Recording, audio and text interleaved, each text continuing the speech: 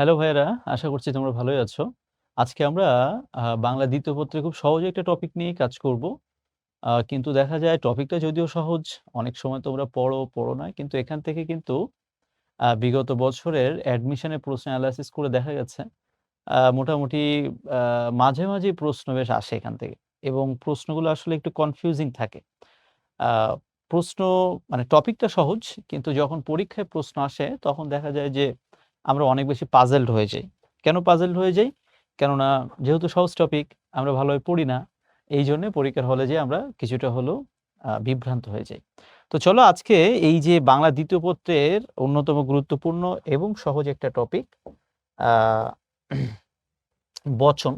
এই বচনের উপর ভিত্তি করে বিগত বছরে, বিগত প্রায় ১০ থেকে ১৫ বছরে বিভিন্ন ইউনিভার্সিটিতে অ্যাডমিশন টেস্টে যে প্রশ্নগুলো এসেছে, সেগুলো আজকে মূলত আমরা সমাধান করব। তো চলো তাহলে শুরু করা যাক। ১ম প্রশ্ন। ১ম এ যে প্রশ্নটা এসেছে দেখতে পাচ্ছ তোমরা, ঢাকা বিশ্ববিদ্যালয় ২০২২ এবং ২৩ শিক্ষাবর্ষে। তার মানে দেখো প্রশ্নটা কিন্তু এক্কেবারে সাম্প্রতিক সময়ের প্রশ্ন। তো যেহেতু ২০২২-২৩ শিক্ষাবর্ষে এসেছে, তোমার সময় যে আসবে না এটা কিন্তু বলা যায় না। এবং একটা জিনিস লক্ষ্য করে দেখো, আ প্রশ্নটা কিন্তু সহজ। কিন্তু যখনই ভাই তুমি আনসার করতে যাবা, তুমি একটু হলেও কনফিউজড হয়ে যাবা। মানে তোমার মনে হবে যে আ এটাও হচ্ছে, আবার এটাও হচ্ছে। আ কোনটা হবে? যেমন দেখো নিচের কোন শব্দে বচন ঘটিত অশুদ্ধি ঘটেছে? এই ৪ টা অপশনের মধ্যে আমরা স্পষ্ট দেখতে পাচ্ছি যে এখানে ৪ টা অপশনেই কিন্তু বচন ব্যবহার করা হয়েছে। গণ ব্যবহার করা হয়েছে, সমাজ, বৃন্দ, গণ একইভাবে বচন ব্যবহার করা হয়েছে এবং আমরা জানি যে এক বচনের শেষে কিন্তু গণ, বৃন্দ এগুলো থাকলে সেগুলো বহুবচন হয়। কি তাই না? এখন দেখো এই ৪ টা অপশনের মধ্যে নিশ্চয়ই এমন একটা অপশন আছে যে অপশনে বচন ঘটিত অশুদ্ধি ঘটেছে। এবং তোমরা লক্ষ্য করলে দেখবা যে একমাত্র ডি নাম্বার অপশনেই কিন্তু মূলত বচন ঘটিত অশুদ্ধি ঘটেছে। আমরা যদিও বলি যে বন্ধুগণেরা তোমরা কেমন আছো? এটা আমরা অনেক সময় ভুল বলি। আসলে মূলত শব্দটা হবে হচ্ছে বন্ধুগণ অথবা বন্ধুরা। এটা মাথায় রাখতে হবে। দেখো একটা কথা আমি সবসময় বলি যে আমরা নিজেদের অজান্তেই কিন্তু অনেক সময় এ ধরনের ভুল আ শব্দ বা ভুল বাক্য বলে থাকি। এই ধরনের ভুল শব্দ কিন্তু প্রয়োগ করা যাবে না। যেমন তুমি কিন্তু বলো বন্ধুগণেরা, হ্যালো বন্ধুগণেরা সবাই কেমন আছো? আমরা এটা যখনই বলি, তখনই যখন পরীক্ষার হলে যেয়ে দেখি এ ধরনের শব্দ, তখন কিন্তু আমরা মনে করি যে আমরা যেহেতু এটা বলি তার মানে এটা ঠিক আছে। কিন্তু বাস্তবে এটা কিন্তু ঠিক না, এটা পুরোটাই ভুল। মনে রাখতে হবে বন্ধুগণ শব্দটাই ঠিক, বা তুমি প্রয়োজনে বন্ধুরা এই শব্দটা ব্যবহার করতে পারো। বন্ধুগণেরা এটা মূলত ভুল। অর্থাৎ বাংলা শব্দে বহু বচনবাচক প্রত্যয় বা শব্দ ২ বার ব্যবহার করা যায় না। অর্থাৎ তোমাকে একবারই ব্যবহার করতে হবে। সেটা একবার বন্ধুগণ অথবা বন্ধুরা এইভাবে। ঠিক আছে? যেমন আমরা যদি বলি সকল মানুষেরা মরণশীল, এটা ভুল। আমাদেরকে বলতে হবে সব মানুষ মরণশীল অথবা মানুষেরা মরণশীল। এখান থেকেও কিন্তু ইউনিভার্সিটি অ্যাডমিশন টেস্টে প্রশ্ন আসছে, অনেক প্রতিযোগিতামূলক পরীক্ষায়ও প্রশ্ন এসেছে। এটাও মাথায় রাখতে হবে ভাইয়েরা। বুঝতে পেরেছো? অর্থাৎ সব মানুষেরা, এই যখনই আমরা বলি যে সব মানুষেরা উপস্থিত হয়েছে, এটা ভুল। বলতে হবে সব মানুষ উপস্থিত হয়েছে অথবা মানুষেরা উপস্থিত হয়েছে। তোমরা কি আমার কথা বুঝতে পারছো? অর্থাৎ ইংরেজিতে এটাকে বলা হয় রিডান্ডেন্সি। তো আমরা ওইদিকে না যাই এখন, আমরা এটা মনে রাখবো বাংলায় এই যে বহু বা বাহুল্যতা যে আমরা ব্যবহার করি বা প্রয়োগ করি, এটা করা যাবে না। দেখো ঢাকা ইউনিভার্সিটিতে যেহেতু প্রশ্নটা এসেছে, এটা ভবিষ্যতে যেকোনো প্রতিযোগিতামূলক পরীক্ষা আসতে পারে, সেইভাবে টপিকটা গুরুত্ব দিয়ে পড়া উচিত। পরবর্তী প্রশ্ন যে কোনটি অপ্রাণীবাচক শব্দের বহুবচনে ব্যবহৃত হয়?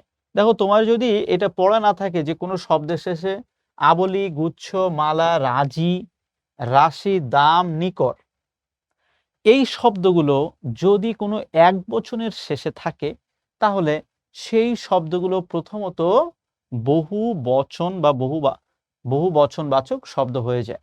যেমন এই বিষয়টা মাথায় রাখতে হবে যে অপ্রাণীবাচক শব্দের শেষে যদি আবলি, গুচ্ছ, মালা, রাজি, রাশি এগুলো থাকে, তখন সেটা হয়ে যায় বহু বচনবাচক শব্দ। আশা করছি ভাইয়া বিষয়টা তোমাদেরকে বোঝাতে পেরেছি। পরবর্তী প্রশ্ন, যে নিচের কোন বাক্যটি শুদ্ধ? দেখো, এটা ঢাকা বিশ্ববিদ্যালয়ে কিন্তু প্রশ্নটা এসেছে 2021-22 শিক্ষাবর্ষে।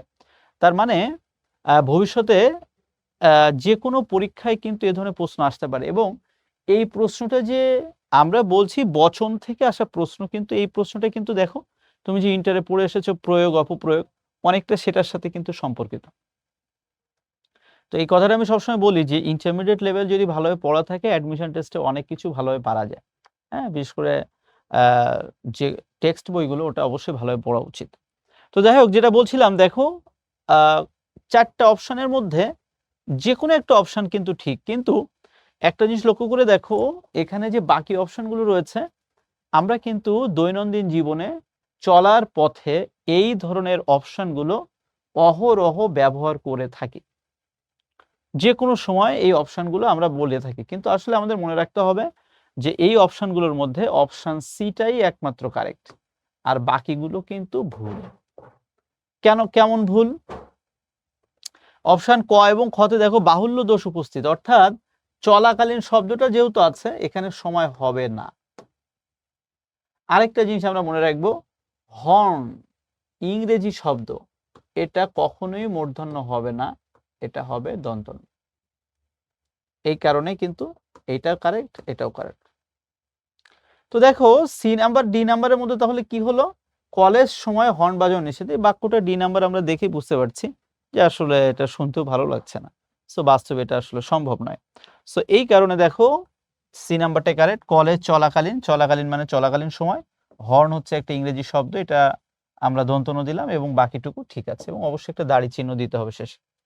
তো লক্ষ্য করে দেখো, ঢাকা ইউনিভার্সিটিতে যেহেতু প্রশ্নটা আসছে, তার মানে তোমার কিন্তু একটা জিনিস মাথায় রাখতে হবে যে এই টপিকগুলো গুরুত্বপূর্ণ এবং মনোযোগ দিয়ে পড়া উচিত।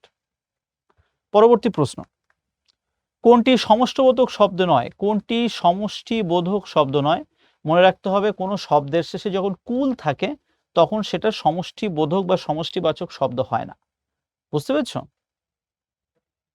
কোনটি সমষ্টিবোধক শব্দ নয়? ওকে, পরবর্তী প্রশ্ন, যে ছোটটি কোথায় বাক্যে ছোট শব্দের শেষে টি এর ব্যাকরণিক পরিচয় কি? এটা আমরা মনে রাখবো, কোনো শব্দের শেষে যদি টা, টি, খানা, খানি, গাছা ইত্যাদি থাকে, তাহলে সেগুলো মূলত ব্যাকরণের ভাষায় আমরা সেগুলোকে বলবো পদাশ্রিত নির্দেশক। ঠিক আছে, পদাশ্রিত নির্দেশক, এটা আমরা বাংলায় বলছি। ইংরেজিতে তোমরা পড়েছো আর্টিকেল, ইংরেজিতে যেটা আর্টিকেল, বাংলায় সেটাকে বলা হয় কিন্তু পদাশ্রিত নির্দেশক। তো মনে রাখবা, যেমন ইংরেজিতে আমরা বলি দা বুক, বাংলায় কি বলি? বইটি। তাহলে এই যে বইয়ের শেষে যে টিটা এসেছে, এই টিটাই হচ্ছে বাংলায় বলছি পদাশ্রিত নির্দেশক, আর ইংরেজিতে এটাকে আমরা বলছি মূলত আর্টিকেল। ওকে, তো এই যে দেখো ছোটটি কোথায়, এবং দেখো এক বচনে টাটি, খানাখানি, গাছাগাছি ইত্যাদি, এবং বহু বচনে কি হয় দেখো গুলো ইত্যাদি আমরা বুঝি।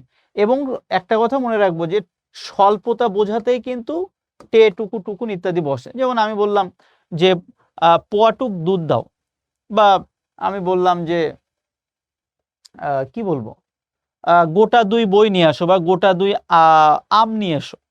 তো এই যে দেখো গোটা শব্দটা, টে, টুক শব্দগুলো আমরা কিন্তু সব সময় স্বল্পতা প্রকাশ করতেই কিন্তু ব্যবহার করি। তো এই আর কি, একটু অ্যালার্ট থাকলে এ ধরনের প্রশ্ন অ্যান্সার করা যাবে। অর্থাৎ টি, টয় রস্বীকারে টি কোনো শব্দের শেষে যখন থাকে তখন সেটা বাংলায় আমরা এটাকে বলি পদাশ্রিত নির্দেশক। পরবর্তী প্রশ্ন, যে কোনটি বহু বচন জ্ঞাপক শব্দের দৃষ্টান্ত নয়? আমরা মনে রাখবো, ক্ষেত্র যদি কোনো শব্দের শেষে থাকে তখন সেটা বহু বচনবাচক শব্দ হয় না, এবং বাকিগুলো কিন্তু দেখো কোনো না কোনো ভাবেই বহু বচনবাচক শব্দ। যে কোনো শব্দের শেষে যদি এই 3টা শব্দ থাকে, সাধারণত সেটা বহু বচনবাচক হয়। কিন্তু ডি নাম্বারে যে ক্ষেত্র, এটা সাধারণত কখনোই দেখা যায় না এবং বাস্তবে কখনো হয় না। নিচের কোনটিতে বহু বচনের অশুদ্ধ ব্যবহার হয়েছে?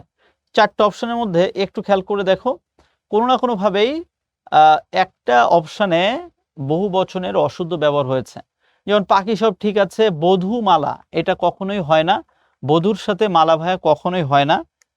মূলত আমরা মনে রাখবো পণ্ডিত সভা, যদিও পণ্ডিত বানান এখানে দন্তন্য হয়েছে, এখানে মূর্ধন্য হবে, ঠিক আছে, মূর্ধন্যই হবে এখানে, পণ্ডিত সভার নেতৃবর্গ।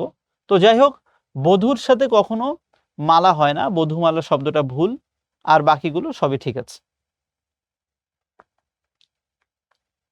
ঢাকা বিশ্ববিদ্যালয়ে 2016-17 শিক্ষাবর্ষে এই প্রশ্নটা এসেছে, কেবল উন্নত প্রাণীবাচক শব্দের বহুবচনে কোনটা ব্যবহৃত হয়?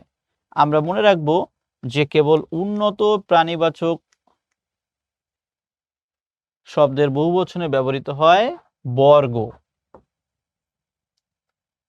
মন্ত্রীবর্গ। তো মন্ত্রীরা কি একটু উন্নত প্রাণীবাচক শব্দ না? এই জন্য এটা আমরা বলি যে উন্নত প্রাণীবাচক শব্দ শেষে বর্গ ব্যবহৃত হয়। বুঝতে পেরেছ? Thank you.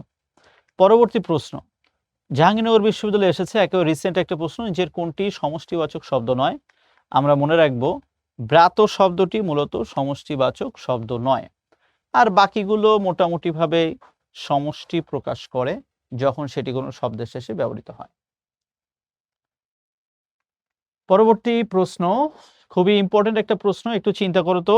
দেখো অপশানগুলো কিন্তু এরকম একাধিক শব্দ দিয়ে একটা অপশান তৈরি হতে পারে। যেমন তোমরা লক্ষ্য করে দেখো, প্রাণীবাচক ও অপ্রাণীবাচক উভয় শব্দে কি ব্যবহৃত হয়। দেখো জাহাঙ্গীরনগর ইউনিভার্সিটিতে বেশ আগে আসা প্রশ্ন, কিন্তু প্রশ্নটা কিন্তু অনেক স্মার্ট একটা প্রশ্ন। তোমার যদি পুরো বচন টপিকের উপরে কনসেপ্ট ক্লিয়ার না থাকে, কোথায় এক বচন বসে, কোথায় বহু বচন বসে, এবং এমন অনেক বচনবাচক শব্দ রয়েছে যেটা এক বচন এবং বহু বচন উভয় ক্ষেত্রে বসে, এই ধরনের কনসেপ্ট যদি তোমার ক্লিয়ার না থাকে, তাহলে এই ধরনের প্রশ্ন উত্তর করা কিন্তু একটু কঠিন। তো যাই হোক, একটু চিন্তা করো তোমরা, আমি উত্তরটা বলে দিচ্ছি এবং তোমরা ব্যাখ্যাটা একটু দেখো, দেখলে বুঝতে পারবা। কতিপয় বচনের অর্থাৎ প্রাণীবাচক এবং অপ্রাণীবাচক উভয় শব্দে ব্যবহৃত হয় মূলত সি, অর্থাৎ কুল, সকল, সব, সমূহ। এই চারটা অপশন কোনো না কোনোভাবে এটা প্রাণীবাচক শব্দের সাথেও ব্যবহৃত হয় এবং অপ্রাণীবাচক শব্দের সাথেও ব্যবহৃত হয়। যেমন বৃক্ষকুল, বৃক্ষকুল পর্বত, সকল, পাখি সব, একইভাবে এটা অপ্রাণীবাচক শব্দ, এবং একইভাবে প্রাণীবাচক শব্দ নারীকুল, মনুষ্য সকল, ভাই সব ইত্যাদি। তো একটু লক্ষ্য করে দেখো, কোনো না কোনোভাবে এটা প্রাণী এবং অপ্রাণী উভয় ক্ষেত্রে কিন্তু ব্যবহৃত হচ্ছে, আর যেহেতু ব্যবহৃত হচ্ছে আমরা মনে রাখবো এই প্রশ্নের উত্তর সি। কোন শব্দে সাধারণ পূরণবাচক শব্দের নারীবাচক রূপের ব্যবহার হয়েছে? আমরা মনে রাখবো যে দশমী, অষ্টমী, সপ্তমী, এই শব্দগুলো সব হচ্ছে মূলত নারীবাচক শব্দ। যদিও এটা বচনের সাথে সরাসরি রিলেটেড না, তারপরেও প্রশ্নটা এসেছে, আমি বুঝিয়ে দিলাম। রাশি শব্দ দ্বারা গঠিত সঠিক বহুবচন কোনটি? রাশি শব্দ দ্বারা গঠিত সঠিক বহুবচন কোনটি? খুবই ভালো একটা প্রশ্ন। আমরা মনে রাখবো যে রাশি শব্দ দ্বারা গঠিত বহুবচনবাচক শব্দ হচ্ছে জলরাশি, আর বাকি যেগুলো আছে সবই ভুল। মেঘমালা বৃক্ষরাজি বা বৃক্ষকুল হয়, তারকা রাজি হয়, নট রাশি। সো সেই পয়েন্ট অফ ভিউতে এ নাম্বার অপশনটাই কারেক্ট, বাকিগুলো মোটামুটি ভাবে সবই ভুল। ঠিক আছে, পরবর্তী প্রশ্ন, গণকবর শব্দে গণ কি অর্থে ব্যবহৃত হয়েছে? আমরা মনে রাখবো যে গণকবর শব্দে গণ হচ্ছে মূলত বহু বচনবাচক শব্দ, এবং এখানে যেমন আমরা বলি গণকবর, তার মানে কি এখানে আপামর জনসাধারণ সবার কবর, এটা ঠিক আছে। তো এই যেটা গণ শব্দটা, বা গণ বলবো না, আমরা বলবো গণ, তো এই গণ শব্দটা মূলত বহু বচন অর্থে কিন্তু ব্যবহৃত হয়। অনির্দিষ্টতা জ্ঞাপক শব্দ কোনগুলো, বা অনির্দিষ্ট জ্ঞাপক শব্দ কোনগুলো? দেখো রাজশাহী ইউনিভার্সিটিতে রিসেন্ট আসা প্রশ্ন, এটা দেখে কিন্তু মনে হয় প্রশ্নগুলো সহজ, আসলেই কিন্তু হয় সহজ, কিন্তু কনফার্ম থাকো পরীক্ষার হলে গেলে তুমি এটা কনফিউজড হয়ে যাবে। এবং আমি এই জন্য সবসময় বলি যে টপিক যত সহজই হোক না কেন, তোমার ওই টপিকটা কনসেপ্ট ক্লিয়ার রাখতে হবে, তা নাহলে এই ধরনের প্রশ্ন উত্তর করতে পারবে না। সি নাম্বার, আমি বললাম কেউ একজন এসেছিল, এই কেউ বলতে কি, আমি অনির্দিষ্ট কাউকে বোঝাচ্ছি। তারপর আমি বললাম যে কোনো একদিন তোমার সাথে দেখা হবে, তাহলে এই যে কোনো একদিন, এটা কি নির্দিষ্ট করে বললাম? ওই দেখা হতেও পারে, নাও হতে পারে। সো একটু মনোযোগ দিয়ে দেখো, এটা কিন্তু অনির্দিষ্টতা জ্ঞাপকতা বোঝায়। দ্যাটস ওয়াই এটাকে আমরা বলছি এগুলো অনির্দিষ্টতা জ্ঞাপক শব্দ। পরবর্তী প্রশ্ন, সাহেব শব্দের বহুবচন কোনগুলো? খুবই স্মার্ট একটা প্রশ্ন, এবং লক্ষ্য করে দেখো, যদি এটা জানা না থাকে তাহলে কিন্তু কনফিউজড হয়ে যাবে, আবার জানা থাকলে একেবারে সহজ। অনেক সময় কিন্তু আমরা এই ধরনের শব্দ ব্যবহার করি, এবং আমরা মনে রাখবো যে সাহেব শব্দের বহুবচনবাচক শব্দ হচ্ছে সাহেবান। আশা করছি বিষয়টা বুঝতে পেরেছ। কাগজের বহুবচনবাচক শব্দ, খুবই স্মার্ট একটা প্রশ্ন এবং ভুল করার মতো প্রশ্ন। কাগজের বহুবচন হচ্ছে কাগজাত। তুমি বলো, এটা যদি তোমার জানা না থাকে তুমি ভুল করবা, তুমি বলবা কাগজগুলো বা কাগজাদি, যা খুশি তুমি বসায় দিয়ে আসবা, কিন্তু এটা কিন্তু ভুল করার মতো প্রশ্ন। তুমি হয়তো ভাবছো ভাই আমি এটা জানি না, অন্যান্যরা জানে।